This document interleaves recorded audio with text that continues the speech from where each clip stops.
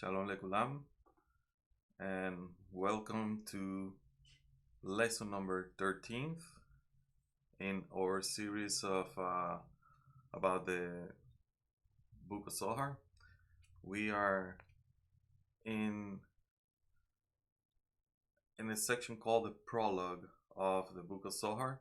In that section, there's a lot of other sections or subsections, and that we have covered in previous lessons.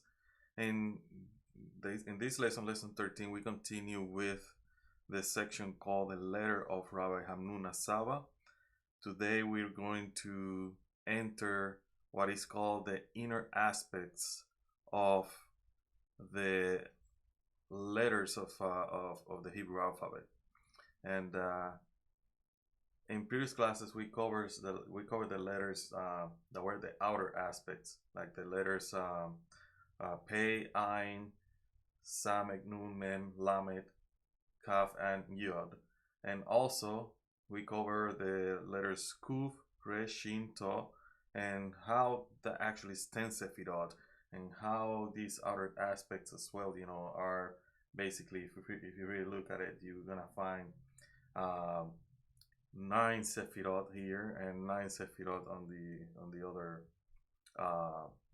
the other side, when you got Aleph, beth, Gimel, Dalet, Hey, Vav, Zayin, chet, which are the letters that we're going to be studying today, utilizing this chapter or section in the prologue of the book of Zohar called the letters of Rabbi Hamnuna Saba.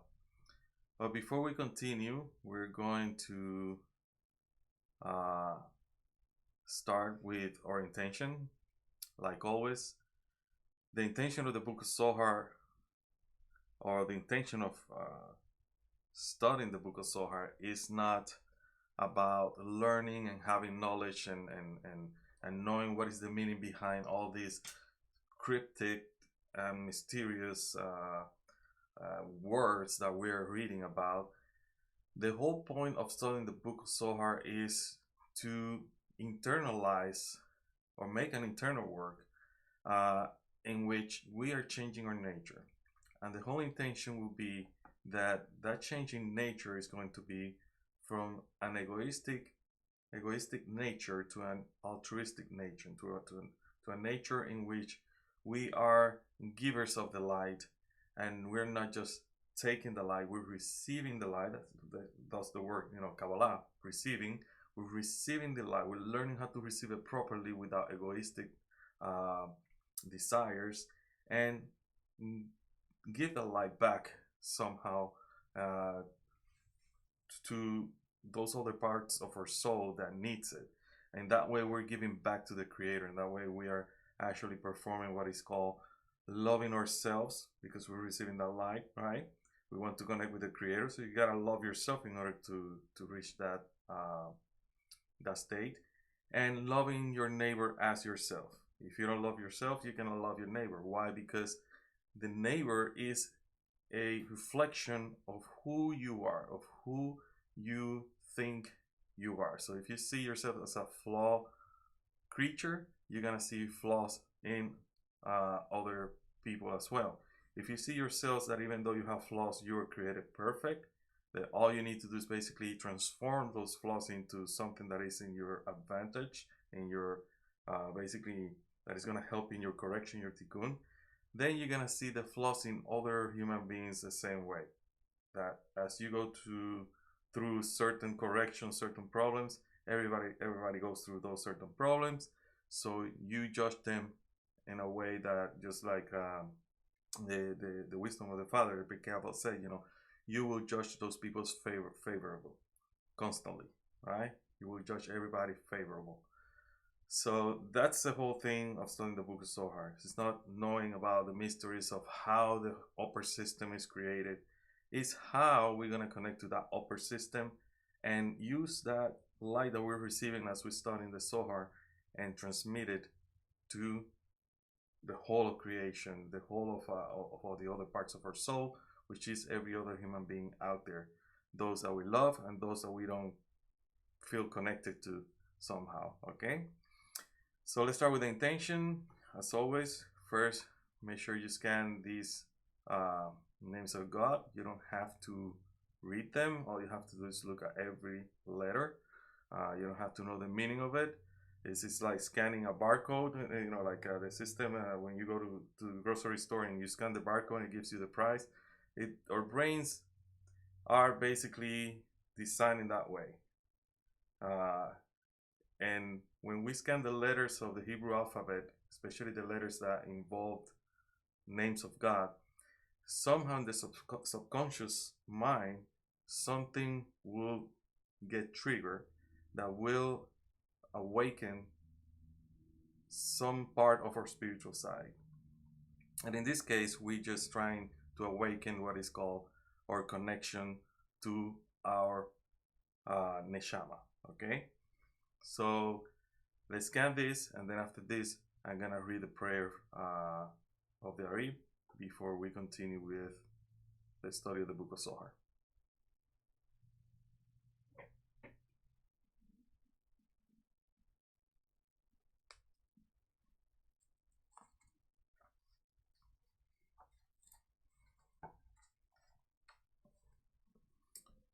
A prayer from the Ari to be recited before the study of the Zohar. Ruler of the universe and master of all masters, the Father of mercy and forgiveness, we thank you, our God and the God of our fathers, by bowing down and kneeling, that you brought us closer to your Torah and your holy word. And you enable us to take part in the secrets of your holy Torah.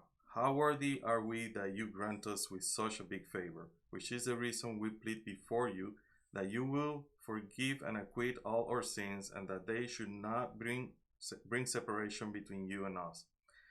And may be your will before you, our God and the God of our fathers, that you will awaken and prepare our hearts to love and revere you.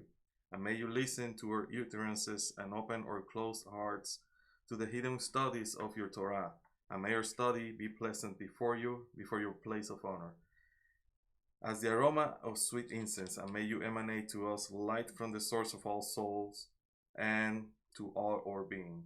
And may the sparks of your holy servants, through which you reveal your wisdom to the world, shine. May their merit and the merit of their fathers and the merit of their Torah and holiness support us, so we shall not stumble through our study.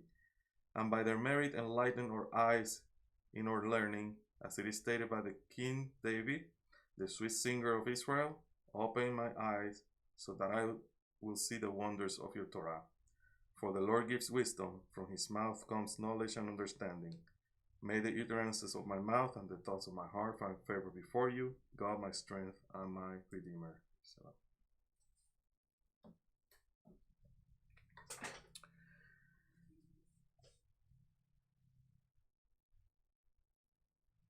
Okay, so as we have mentioned before, the letters of the Hebrew alphabet that we're studying is like the DNA of creation. This is basically what the Creator used, or the basic elements that the Creator used in order to create everything in the beginning.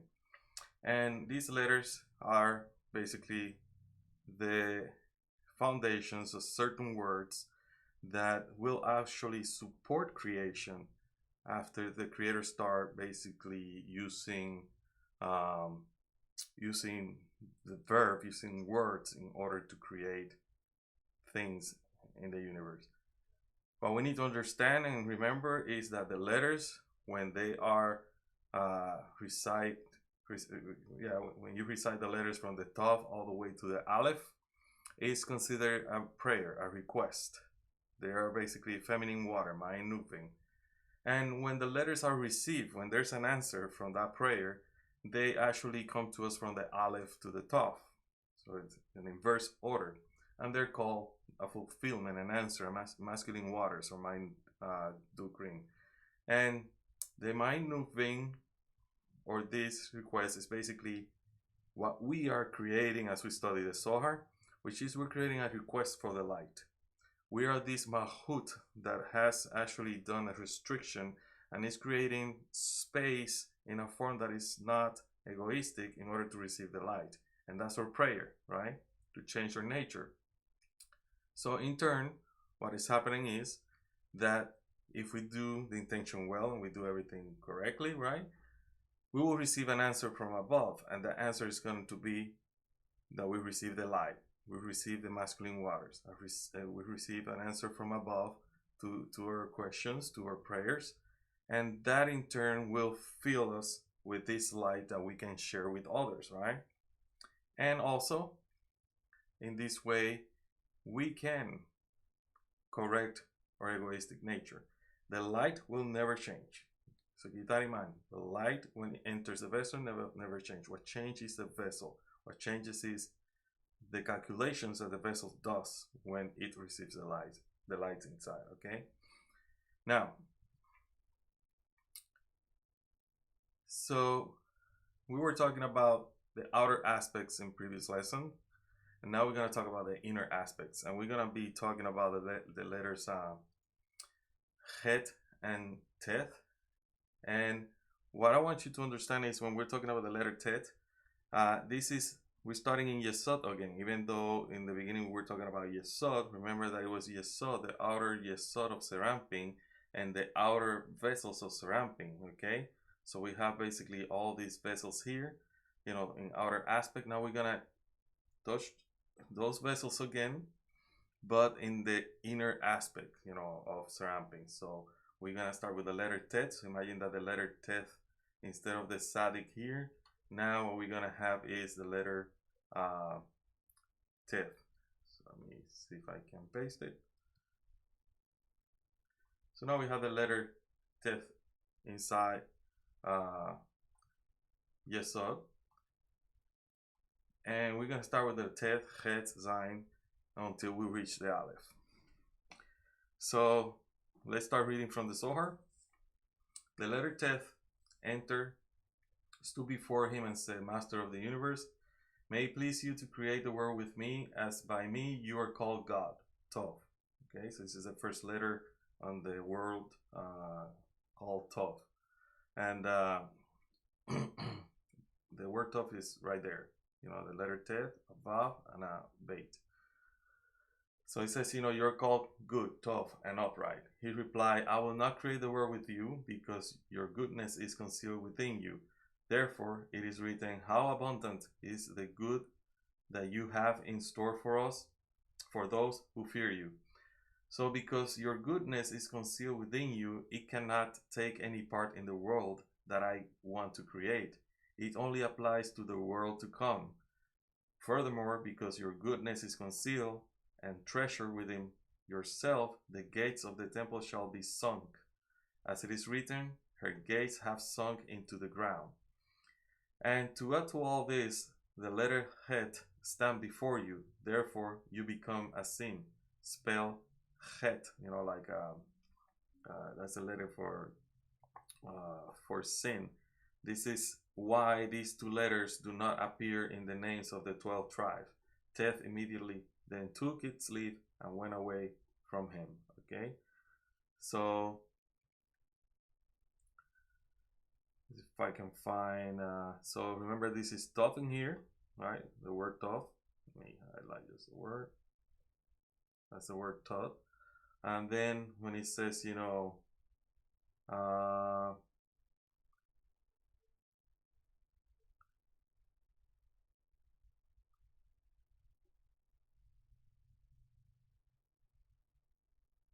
so this is the chet and the tet together, which is basically sin, chet, sin. And in reality, when you really look at the word chet, it translates to sin, but it's not sin in the sense of that we have learned from religion. The basically sin means like missing the mark. So that's almost like the literal meaning of sin, or what is chet, right? Okay, so as always, we're gonna be using the commentary for the Zohar from the Baal HaSulam. So the Baal HaSulam start to tell us, that the letter chet, we need to understand that the letter chet has the numerical value of 9. is an inner property of the Sephirah Yesod of Serampin, as we see here, right? It's an inner property of Serampin. And while the outer side or outer property of Serampin is the letter Tzadik, right? So this letter. So one is inner and the other one is outer. So the numerical value of the letter Tzadik is 90, while the numerical value of the letter Teth is 9. And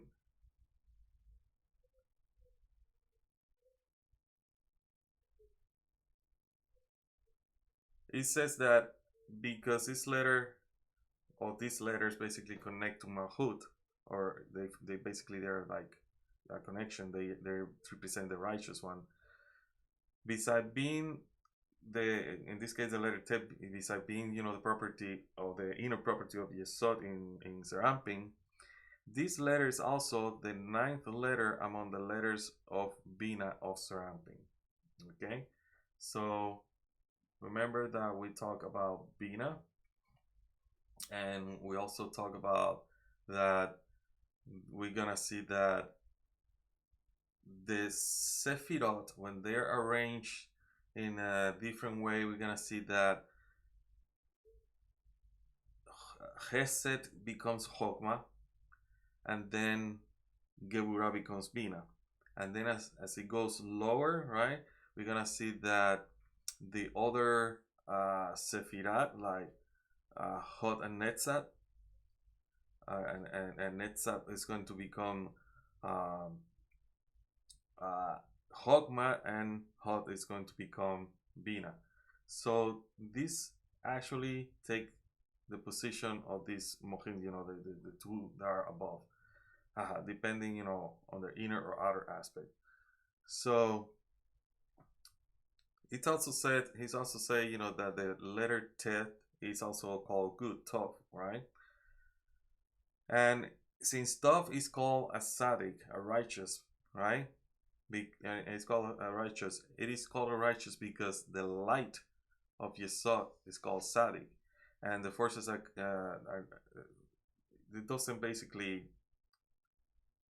doesn't have any impure forces clinging into it or connecting to it. All right. So this is why it says in Talmud Hagiga 12, it says, in the light by which the Creator created the world, Adam saw from one end of the world to the other, but the Creator saw that the deeds of the generations of the flood and the builders of the Tower of Babel are detrimental, and conceal that light for the righteous in the future. So this is light that makes Sephirah Yesod as a Tzaddik, which is a good light, which is good. Because the Creator saw the actions of those generations. It was concealed life, Organus, basically. This light descended secretly from the supernal righteous, which is Abba Ve'ima, to the righteous one, which are in Yesod on Serampin. So from Abba Ve'ima, which is these two Sephirot, it came down as concealed light to the Sephirah Yesod. Okay? And because this light is concealed from the sinners, and this is the reason, it says that it's only for the world to come, because it's concealed from the sinner, this light is only going to be manifested in the Olam Haba, the world to come. It cannot take part in what is called the creation and the correction of the world. And the world is sun, which is Serampin and Nukba, and the letter Tet is constantly in danger of being basically invaded, or for the evil forces of Tuma, right, to cling to it. So that's why it's not going to be used for this. And because this light is shining secretly in Yesod of Serampin and not openly, Nuba is not able to receive this light directly, but only the concealment of this light. And the gates of Nukva, this is when it says, the gates of the temple, the gates of Nukva sinks into her Sephirah Yesod, and this way it safeguards these gates from the evil forces that are trying to cling into it, for these clifford that are trying to cling into it. And in this way, these impure forces will not rule over these gates. And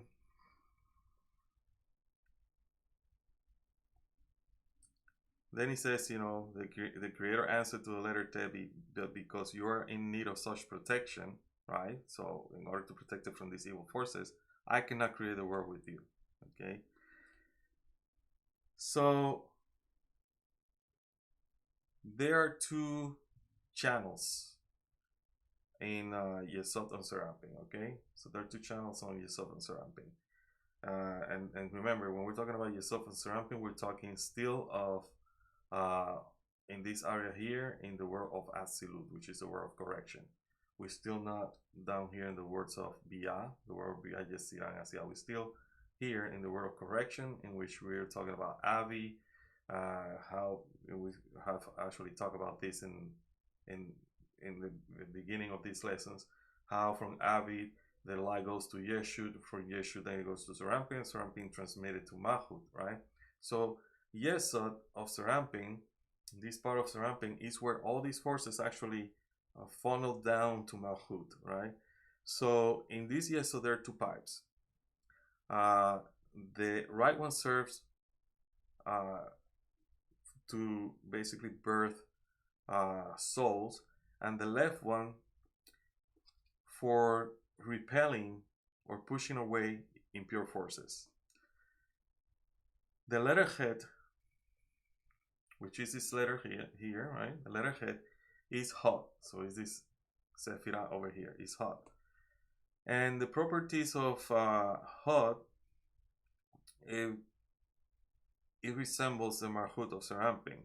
The left pipe of in Yesod of Seramping, which is basically, remember when we're talking about Kabbalah, each Sephirah also have its own tree of life, just like we see here in Bina. So the properties of Malchut in this side are gonna be similar, because the left side is a left side of restriction, it's a left side, that it has judgment and everything. And Malchut, even though it's down here and it can also have, Chesed, which is mercy and everything, is ruled by the restriction. Remember, it's restricted from receiving this light directly, right? So that's why, the letter Chet, whose property is Malchut of Seramping, the left pipe of Yesod of Seramping, is of the properties of Kuf. Remember this Kuf here, which is included in Yesod. However, when you see Kuf emanates from Ner Daki, which we talk about it when we were covering the letter Kuf, which is a tiny light that feeds these impure forces. And similar to an image of a pure man, or as a monkey is compared to a man, but it's not a man. And for the creator purity, and also a parallel universe, or a parallel system of impurity. And we talk about, the reason why we have a different way of approaching Kabbalah.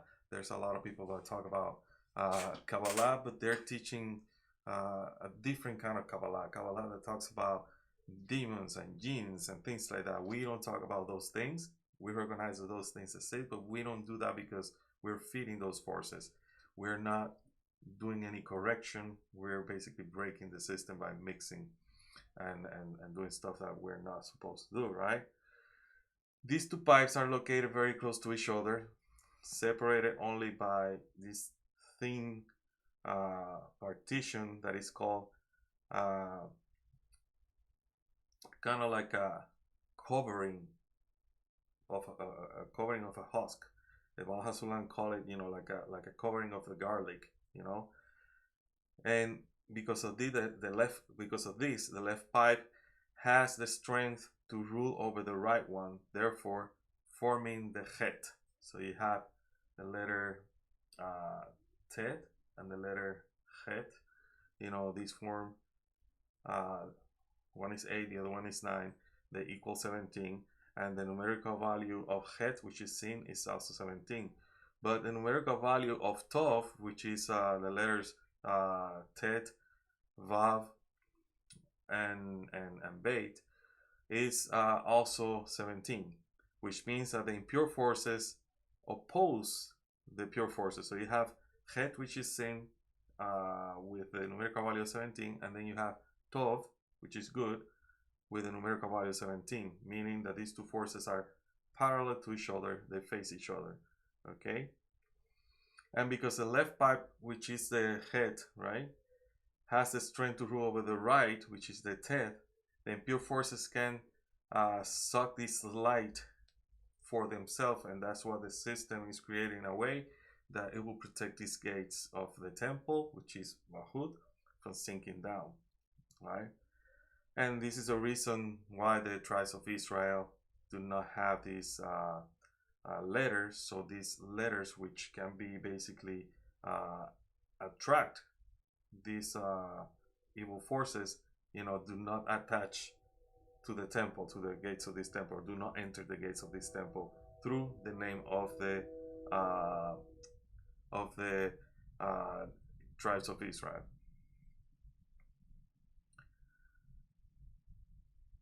It says that when all the letters, which we're going to see in the future, started receiving the blessing through the chosen letter to start the creation, which is the letter beth, they line up in alphabetical order, and which the letter tet and the letter resh join. So we're talking about the letter teth and the letter resh join. The letter tet ascended but did not take its place until the Creator asked her, Tet, why did you ascend but do not take your place? And it says, the letter replied, you created me to begin the words tov, goodness, and Torah. As it is written, and the Creator saw that the light was tov, was good.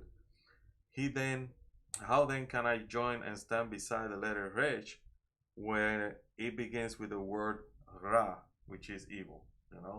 This is a way to explain, the significance of the energy of all these letters. Tov with the letter tet and ra with the letter resh. The Creator then answered, return to your place, for it is precisely you that needs the letter resh. For the man who I intend to create combines all those properties, you as the right property and the resh as the left property. After that, both tet and resh united in their place. From this, 3 lines start to emerge in Seramping of the world of Hatzilut. However, they emerge from their source, which is Bina, right? As a result of restriction, Malchut ascends to Bina, which we cover how this system works of Malchut ascending to the level of Bina, which is from an egoistic nature to an altruistic nature. Basically, Malchut is receiving the light of Chokmah. This light of Chokmah is coming then to Malchut, and with the properties of Bina. So Malchut, basically, when it ascends to that level, it also kind of loses its name. It becomes Bina.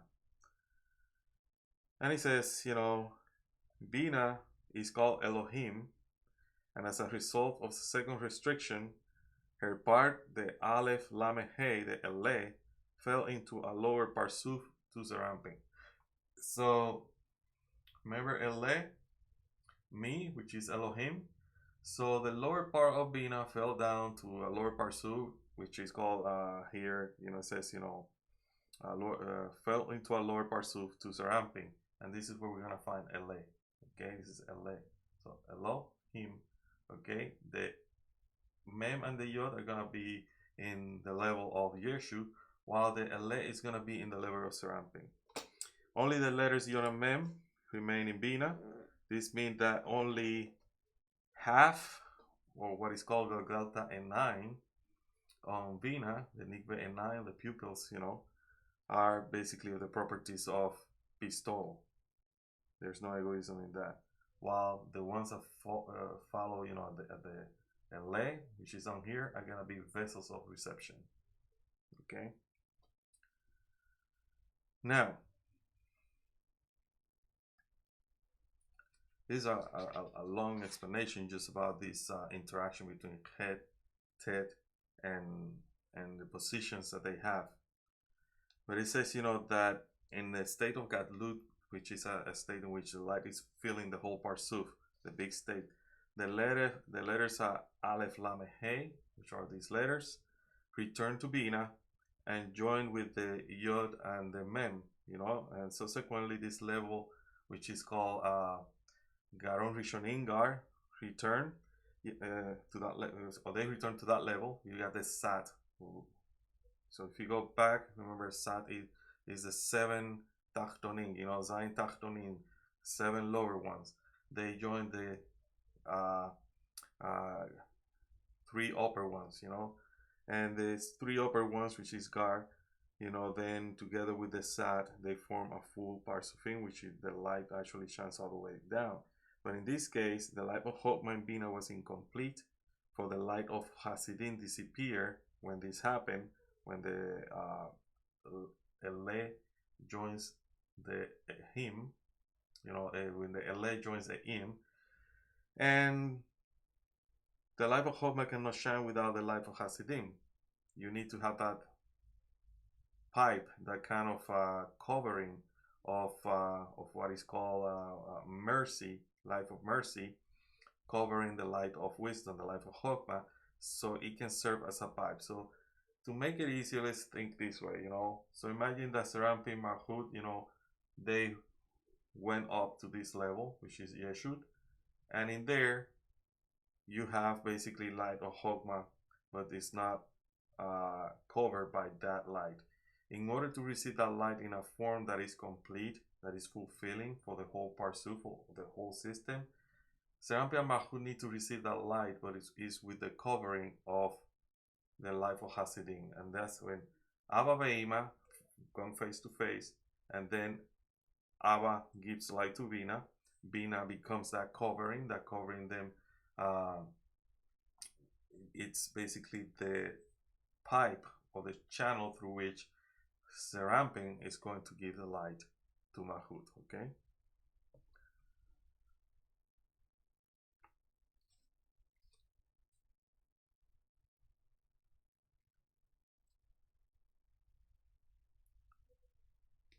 So Baal HaSulam then asks a question, why the letter Tet is reluctant to join with the letter Resh, and had to be forced to do so, to join with this letter by the Creator. In the spiritual world, a root rules over all its branches. So there's a language in Kabbalah that is called root and branches. So for, let's say, a pencil or a pen, there's a spiritual equivalent, which is the root of the existence of this pencil, okay? So for any word that we use, or we use, let's say, words in Kabbalah that sound like they're from everyday life, like osen chotem peh, which is like nose, mouth, ears, then enaim, which is eyes, and we're gonna say gargalta, which is a skull, forehead, but that's not necessarily how you need to see it. Those are we're using roots, or the essence is the roots, and the way to describe this is basically the branches. And we're not talking about the branches, we're talking about the essence, but we're using the branches in order to explain the essence, because in that level there's not really a language that can explain what is happening. So we use what is basically manifesting in the physical, and using words of the physical in order to try to explain that is very subtle, okay? And that we don't have any language in which to explain it other than the language of roots and branches, okay? So in this case, it says in the spiritual world, a root rules over its branches. So the root is the essence, and the branches is just, that submission to the rule. So something in the spirituality says that the atoms and these pencils need to stay together, by a law that we call magnetism and all that. And that's what the atoms and that's what the magnetism is going to do, keep this pen together, so nothing can break it apart, right? And that's exactly what we're talking here. The essence rules over the branches. So Tet did not wish to join Resh, as he was then bound to become a branch and submit to the root, which is Resh. But the Creator wanted Teth to receive the light of Chokmah from Resh, and so that union will enable man to receive the light of Gar, the light of Nikveh and Naim. Okay. So when Ele returns to Bina, when Ele goes to the level of Bina, the Creator made it so that Bina's restriction will be weakened so as to allow the Resh to join with the Tet and receive the light of Hasidim from it. And then the Tet becomes the root with regards of the Resh. Because without the Hasidim, the light of Hasidim, Resh will be unable to shine due to the restrictions placed on its light. Because remember, if we go back and we study, the part where we were talking about the Resh, the Tav, the Shen, the Resh, and the Kuf, they are very close to these forces that are down here, and there's evil forces clinging to them. But if this was actually to rule over the inner aspects, which are considered basically pure, then that will be basically a bad system, right? It will be a break of the system.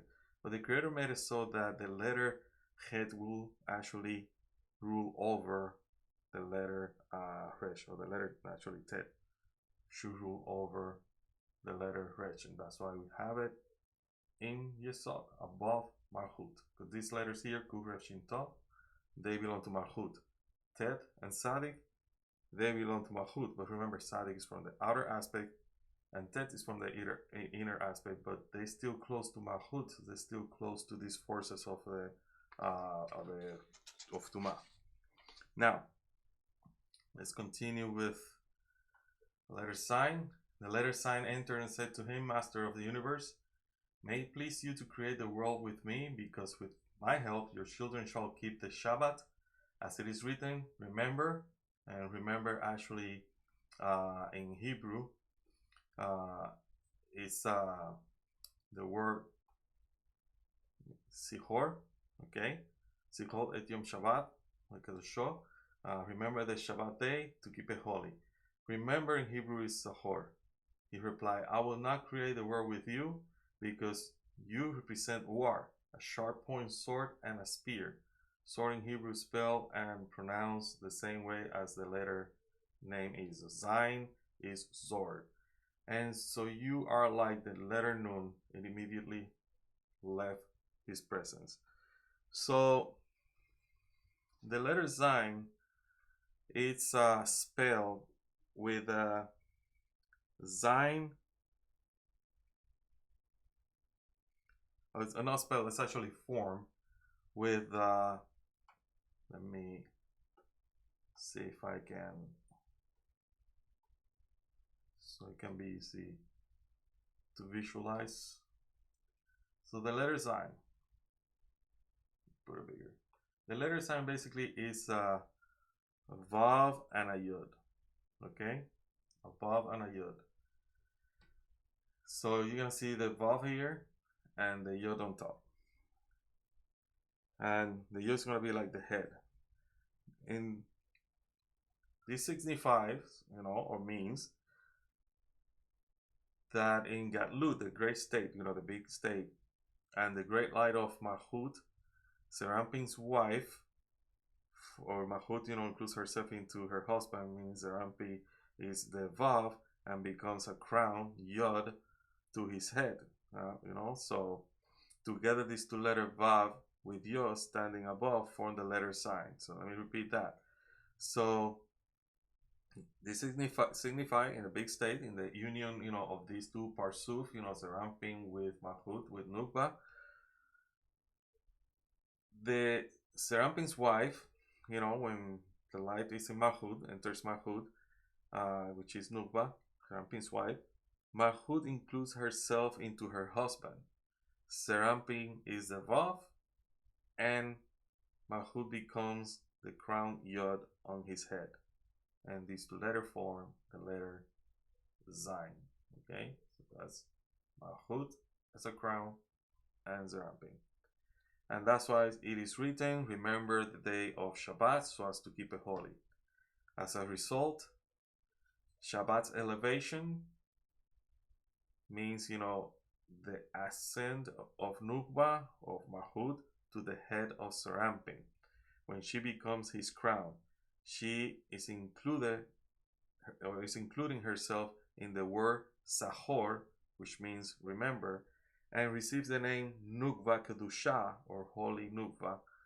And this is why the letter Zayin claimed that since this light is so great and is holy, that it brings absolute rest for this day called Shabbat. And Zayin represents the Sephirah Netzach of Serampin. And when the Nukva is included in Netzach and merges with the properties of Netzach, it gains the strength to ascend along with Serampin to Ava Ve'ima, okay, to this level of Ava Ve'ima here. And when it ascends to this level of Ava Ve'ima, she becomes a crown to his head by which he is adorned, which signifies, this day of Shabbat. But because this correction happens only as a result of the inclusion of the male essence and the ascent of this essence to Avi, not only, it doesn't happen in the regular place where she normally, is with the ramping, Nuva cannot be corrected completely during the 6,000 years. And the 6,000 years, you need to understand that is the 6 days of creation, or 6 days, of the week, that everything has to be corrected, and Shabbat is perfection. So even though she claims to be, Shabbat, it's not her place. The reason the Nukba returns to the place on weekdays, which is the 6,000 years or 6 days of the week, where connection with the letter Zayin is defined by the plea Zayin, which is a weapon, a sword. And all the wars with the impure forces emerge from her, like the weekdays, we're constantly fighting, correcting, and working hard in order to reach that level of perfection in which man needs to defeat these impure forces within him during the weekdays, and in this way merit the connection with the king's daughter, which is the Shabbat. And this happened during the 6,000 years, and then if this is not done, then the light of Shabbat is not sufficient, or is insufficient for the neutralization of these impure forces. And that's the reason basically why Zayin wasn't chosen. And this is why the Creator replies, to Zayin, I will not create a war with you, for when you were in your place, your light is not yet perfect. Only after you defeat the impure forces in war will man be able to attain you. And the shape of the letter Vav, Zerampin, in this letter resembles a spear. Let's see here, it resembles a spear, ready to strike and pierce through the impure forces. For Koresh or Geburot, signify the left side of Bina, Bina's male part, which is the Nun. So that's why it says, you're equal to the Nun.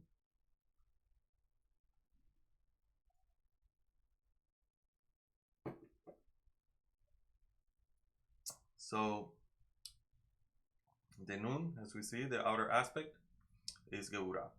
Okay, so that's why the Creator didn't want to use Zayin. Then we continue with the letter, let's see, letters Vav. The letter Vav entered and pleaded before him, Master of the universe, may it please you to create the world with me because I am one of the letters of your name. He replied, Vav, you and the letter Hey should both be satisfied with being written in my name, because you appear in my name and are engraved in it. I shall therefore not create the world with you.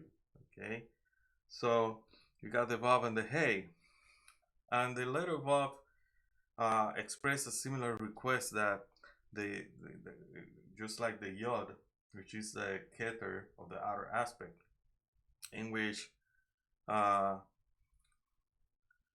even though the Vav, let's put it this way, the Yod expressing a similar request. The Vav thought that the Yod had been turned down because of its excessive side, of spiritual force. And this is why the Vav claimed that it would be a good thing to create the world with the properties of the Vav, according to the letters, Vav Hey, which are part of the name Yod-He on the Vav Hey, which is the last two letters of the name Havaya, Hashem, and which with the light of the supernova, Bina, Ima in the world of Atzilut. The creator responded with the same answer he has given to the letter Yod, and basically that he restricted it by saying die, Dalet Yod. Stop at the letter Shin and spread no more, so that the impure forces will not cling to you. Hence, the letter Vav and Hey are not going to be used for the word to be created with their properties, because they need protection against these evil forces. So everything is going to be created until here, right? Just remember, Tav, it's closing a gate in there in order not to allow these evil forces to attack the other forces. But if the top was to close that gate over here, then the evil forces will invade or cling to the upper letters.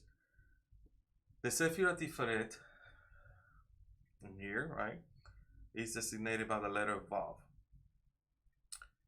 Vav is a head, a Rosh, a head, for it has all six Sephirot. So it has, the six Sephirot, Chesed, Geburah, Tiferet, Netzachot, and Yesod. Yesod is a Sephirah that is responsible for passing the light from Serampin to Malchut, as we have mentioned before, and this is why the same light as in Malchut, the light of Nehi, which is Netzachot and Yesod, without the Hagat, which is Chesed, Geburah, and Tiferet. And this is also, this is why let me read it again so it's clear. This is why it has the same light as in Malchut, right? We're talking about the light or the Yesod passes to Malchut. This is why it has the same light as in Malchut Nehi without Hagat. Okay, so the same light as Netzachot Yesod without the Chesed, Geburah, Tiferet. And this is also why this Yesod is called the small Vav. So you have Tiferet called the big Vav, and Yesod called the small Vav. And it's very interesting because when there's a teaching in the Torah where it says, that Yesod, which represents Joseph, when Joseph was in Egypt, when he was in exile, when he was basically close to these impure forces of Egypt, he was able to correct something that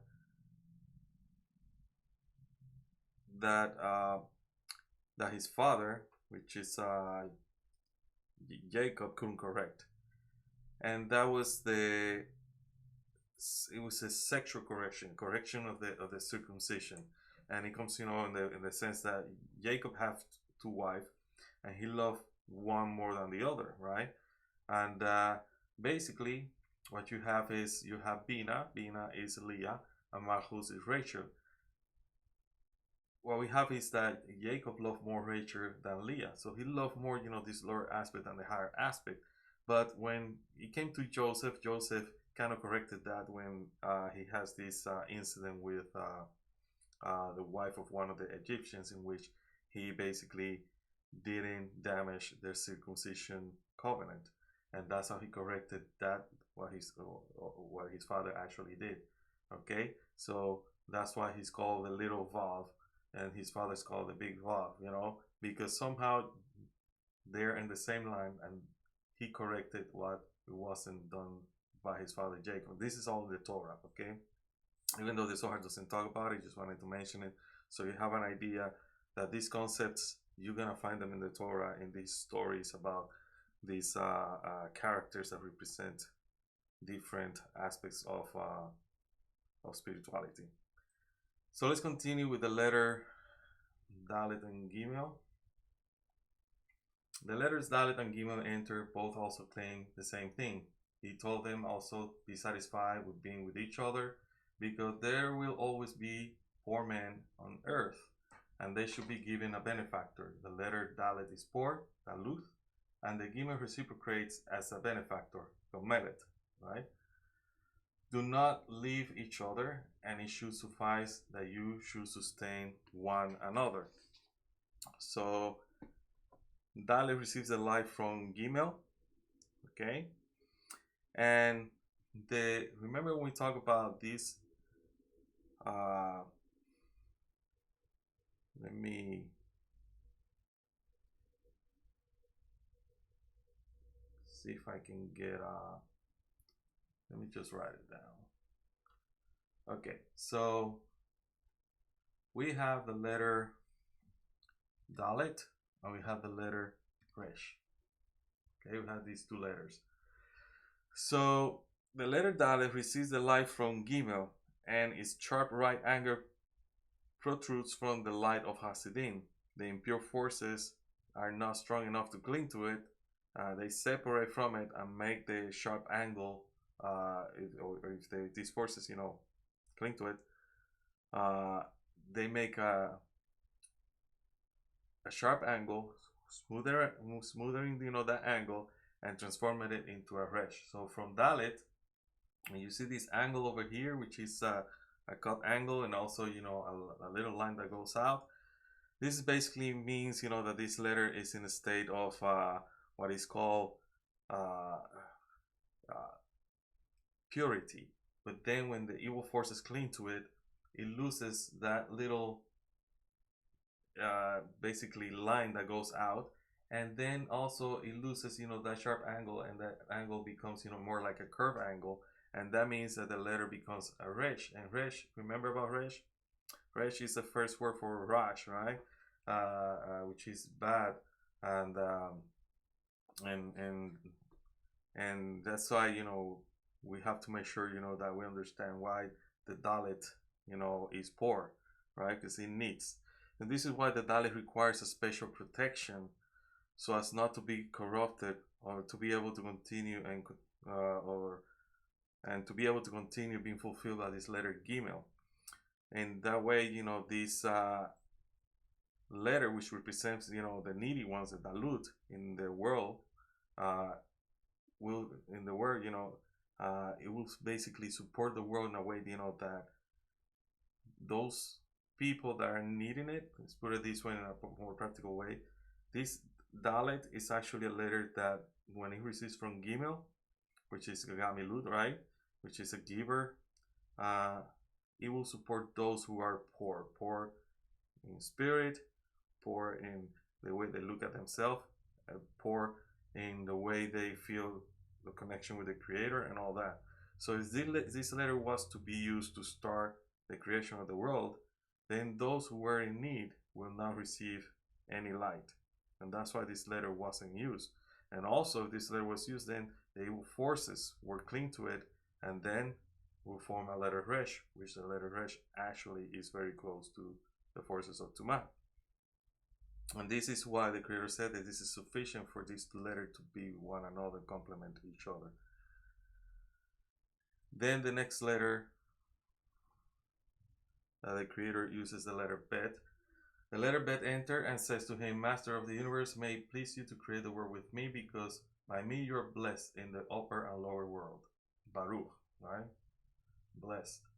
The Holy One, blessed be He, replied, but of course I shall certainly create the world with you, and you shall appear in the beginning of the creation of the world. So the letter beth is basically the properties of Chokmah. Okay, so when we look here, we're gonna see in our graphs, that Gimel is Bina, and Dalet is Chesed. Dalet is basically the first sephira that is going to receive from Gimel, and Gimel is Bina. Bina is a giver. But in order for Bina to give, it needs to receive something from above, and that's the light from Abba. And Abba, which is Chokmah, is represented by the Chokmah wisdom. And in this way, you understand why the world was created by wisdom, right?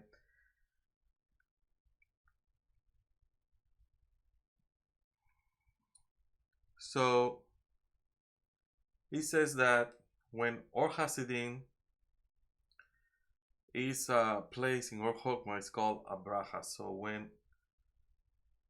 Or Hasidim, which is Bina, is connecting basically to Chokmah, that is called a blessing. So that's why the letter beth, it's called a bracha, blessing.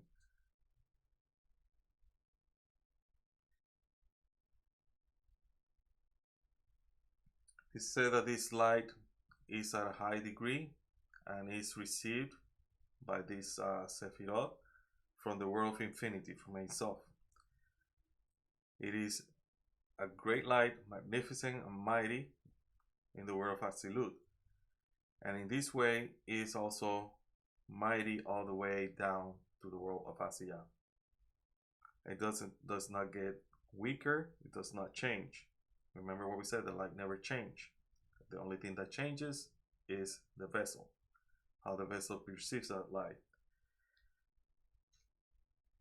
It says that this is the reason also, remember the first day of the week is represented by Chesed. So we got 1, first day, 2, second day, 3, third day.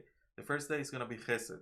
So this is why the property of Chesed, mercy, is the most suitable also to start the creation of the world, because no impure forces can cling to it.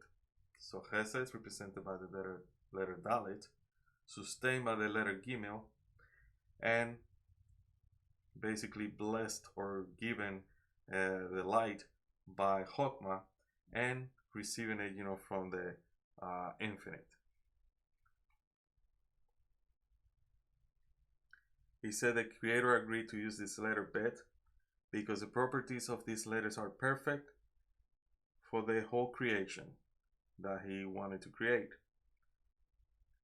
And this is what it is said: Olam, world, Chesed, mercy, Yibaneh, will be built. A world with mercy will be built. Where Yibaneh means Boneh, building, and Havana, understanding, Havana. In Hebrew, the letters Vav and the letters beth are denoted by the letter bet. This is because the Creator determined that this property is entirely sufficient for precisely evaluating and separating pure from impure forces. And when a person is performing idolatry, instead of seeking the Creator, a blessing, a bracha, does not descend upon this person, because the blessing towards this person comes from the Creator alone. The Creator here is going to be what? Being up for us, right? In that sense. So this is a way, we can determine who is righteous and who is not righteous. Who is a person that is good, a tzaddik, or who is a rasha, and who works for the Creator and who doesn't work for the Creator. But the Creator did not order the light of mercy to rule the world. He simply intended to start with something benign, something good, sufficient to support this work of perfection. This is because this life of Hasidit is an incomplete Vav back, meaning that it's not the properties of the vessels of bestowal, it's more the properties of the vessels of reception. And is insufficient for having new souls in it. And the union and multiplication of these souls. And any of the parsuf, because of any of these parsuf cannot even attain or be filled with this light of Chokmah, which is basically called, the three upper ones of the God of Bina. Until they start receiving this life of Chokmah down here, all the way here, it is considered as they are, an imperfection. So the normal or the lowest possible way or state is determined by the property of the letter beth, where the Creator laid the basis of the creation of the world, which means that the basis is of a state, or basically a level of a state of pure parsuf or object or character, right? Where nothing at all can be diminished or impeded by it. So in other words, if the world was to be created with the forces of Geburah, that would be restrictions. So if it's restricted, then nothing will be able, to be manifested, because it's restricted. It's by the word restriction, the Geburah, right side.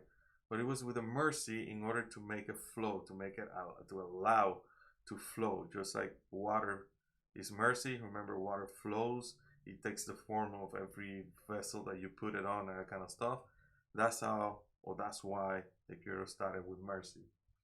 And that's why the letter beth, which means bracha, means, this descent of this light, this descent of these forces in order to create creation. Now, the letter Aleph stood outside and did not enter. The Holy One, blessed be He, said to it, Aleph, Aleph, why you do not enter and stand before me like the other letters?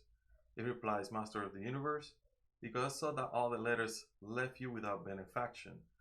So what shall I do there myself? Not only that, but you have already presented the letter beth with the greatest gift of all. And it will not be proper for the supernal king to take back the gift which he presented to his servant and give it to another. The Holy One, blessed be He, said, Aleph, Aleph, even though the world is created with the letter beth, you shall be the first of all the letters. My attachments shall be expressed only by you, and all calculations and actions of the people shall commence with you. Therefore, all unity shall be expressed by the letter Aleph. So, remember we talk about the requests, the prayers, this elevation, aliyah, of man, aliyah of man, elevations of the Mount Nukhbi, that we talked before. This elevation, right?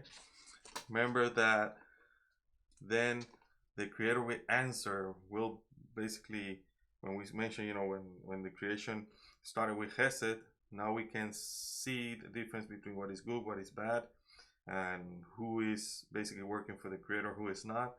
It's because of the way it is answered. This prayer is answered. So a person is performing idolatry, basically egoistic. The person will not receive any blessing from above. Any blessing from above that comes with abundance, so that answer will come as Zayin to Krim, which are the feminine water, which is called Yeridat Mad. And this is basically why from the beginning of correction to its end, Aleph, even though it's the first letter in the Hebrew alphabet, and its properties of Aleph actually fuel the correction of the 600 years.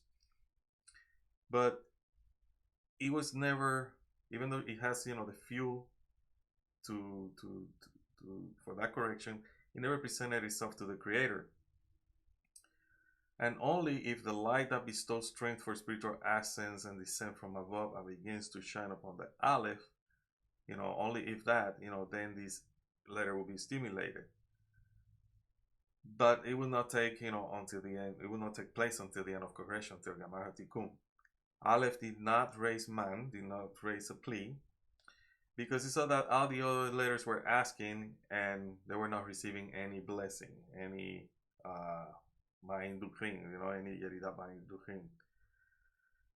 And this is why it didn't raise the Ma'in Duchrin.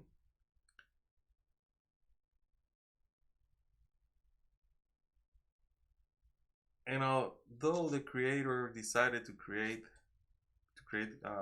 creation with a letter beth, the Creator will not turn his gift over to another letter.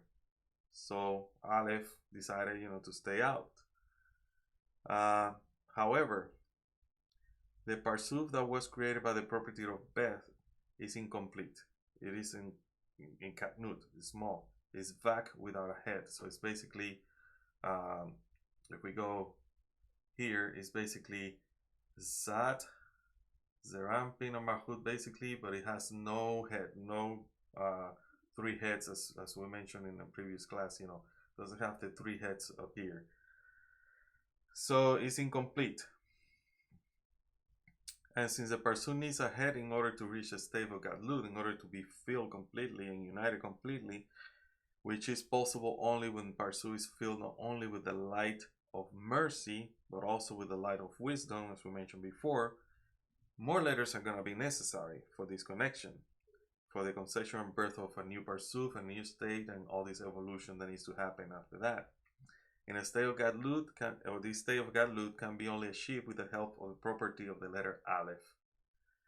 Only Aleph can bring the Parsuf into a state of wholeness, a state of adulthood, Gadlut, to supplement the body of Vak as with a head, which is Gar, the Mohin, which is receiving this light of Chokmah.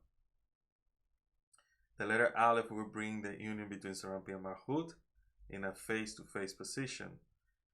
While in the previous, when they were in Katnu, when they were in smallness, when they didn't have, the Gar, the head, they were basically in a state that is called Ahor V'Ahor, which is back to back. And this is why Aleph creates a head for all the other letters.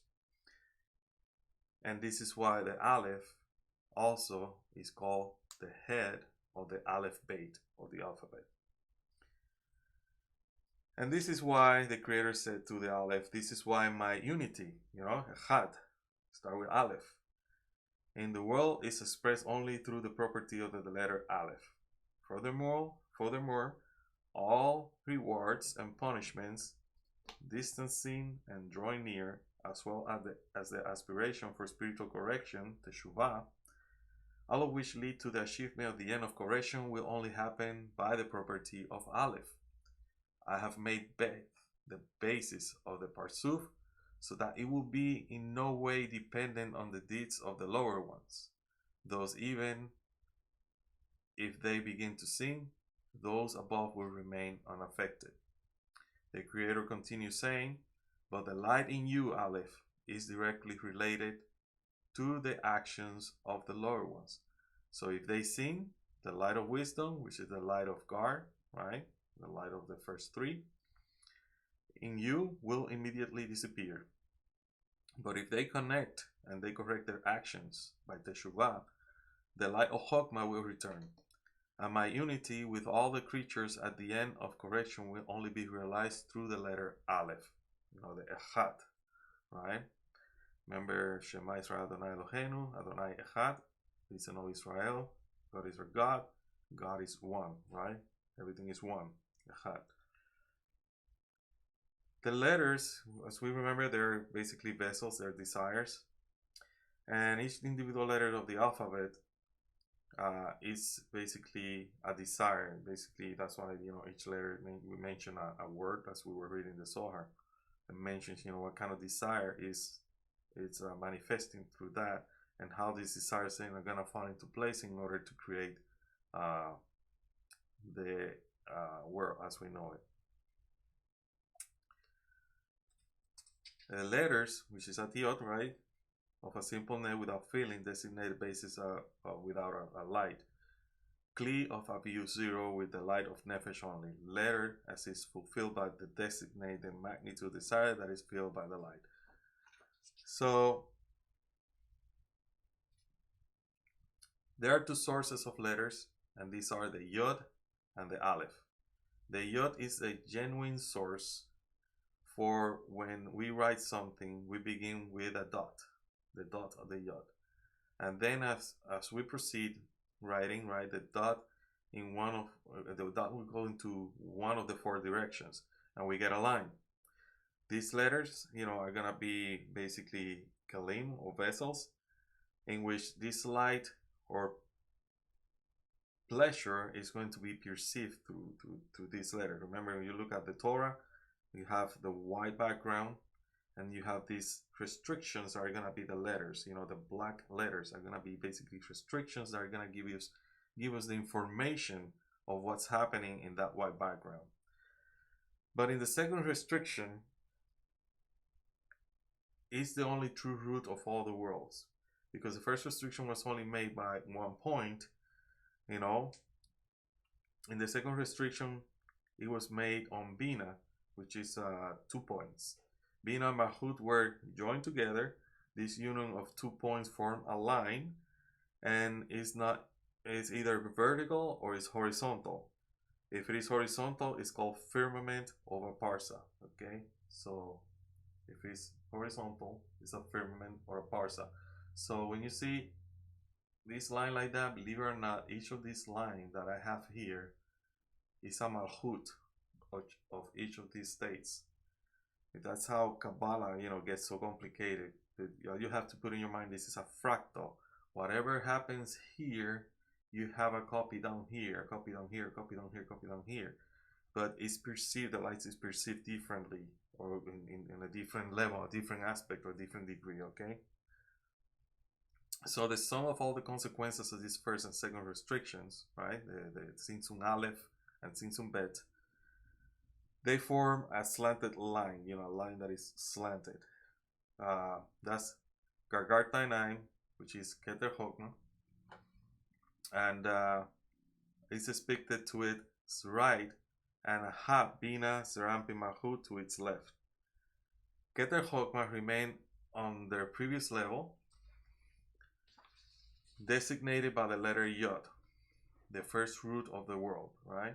Whereas the result of the second restriction, designated by the slanted line, Bina, Serampin, and Mahut, fell to a lower level, and since the letter Yod is the first through a very remote, root of the worlds, all the worlds were created afterwards and in accordance to the law of the second restriction, this Tzimtzum beth.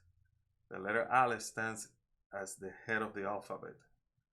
The kind of light that fills the spiritual parsuf, or the vessels of the spiritual parsuf, can only be seen from their own designation. And when it is filled by the light of wisdom, the light of Chokmah, the filling is designated by the letter Yod. And if it is filled by the light of mercy, it is designated by the letter Aleph. Okay, so if you're gonna see Aleph, Yod is mercy, or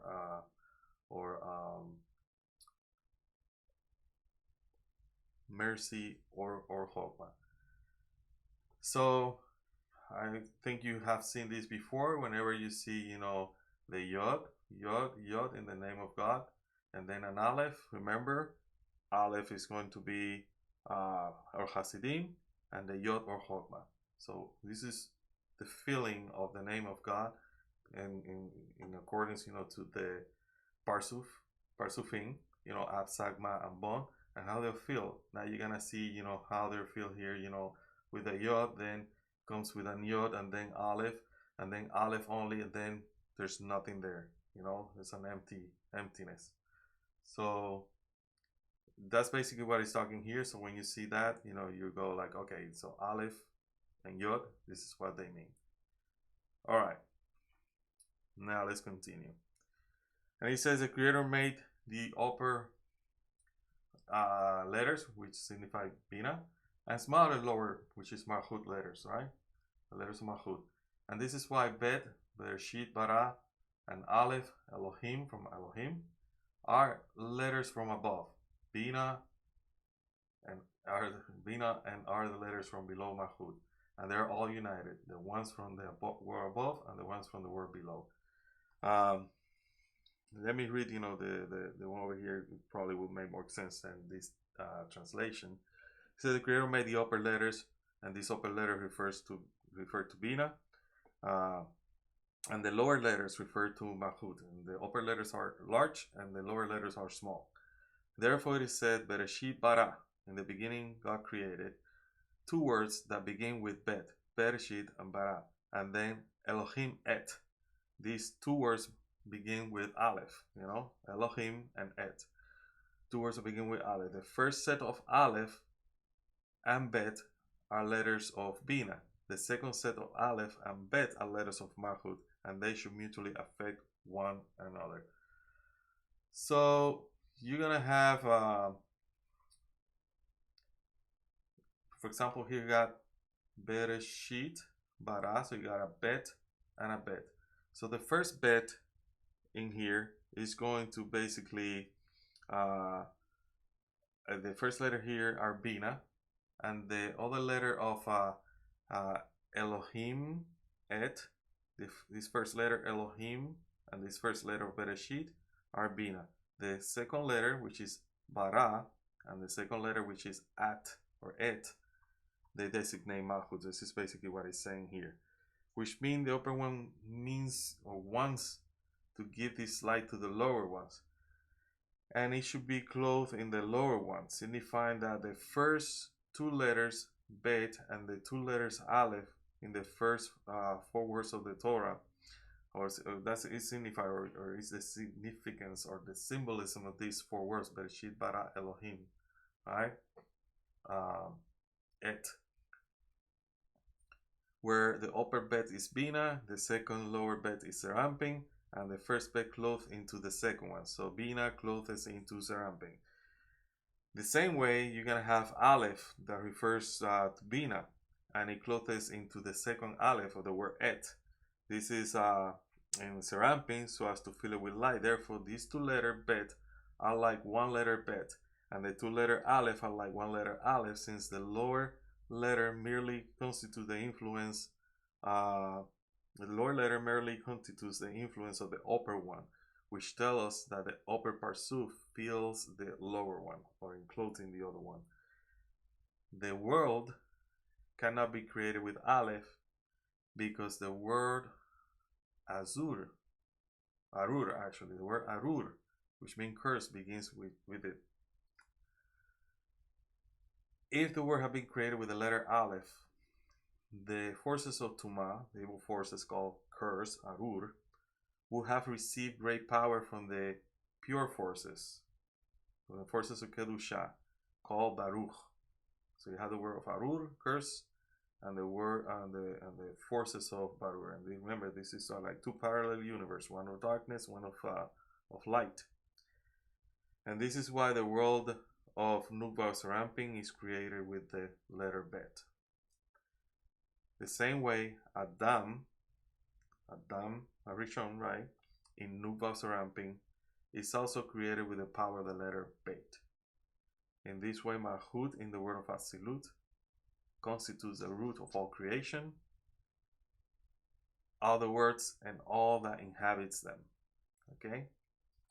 And with this, if you have any questions, make sure you can write it down in the comments below, or go to the website, which also we have a link in the description, and you can go to the contact section and ask any questions about anything that you heard here, because it's a lot of information, and sometimes information that if you're not familiarized, especially with what's going on here with this system from adding camping, Abba Veima, what does Yes should do, right? Serampi and Mahud. You will not see in reality what's going on here. You will not see also when we say Sat and Gardebina, how this was divided and all kind of stuff. So if you have any questions or anything like that, go there, www.receivingtheupperlight.com. Go to the contact section and you can ask for any clarifications for anything we have covered here, because it was a lot. Okay, so I hope you have enjoyed this lesson, that you have learned something new, and you also have kept the intention of learning the Zohar in order to connect with the sources, or the source of our sources, which is a creator, right? And that we can bring light and correction to all creation by our connection with each other, and by living as brothers and sisters under one Echad family, right? One family. So until then, Shalom, Umeburach, and I'll see you in the next lesson.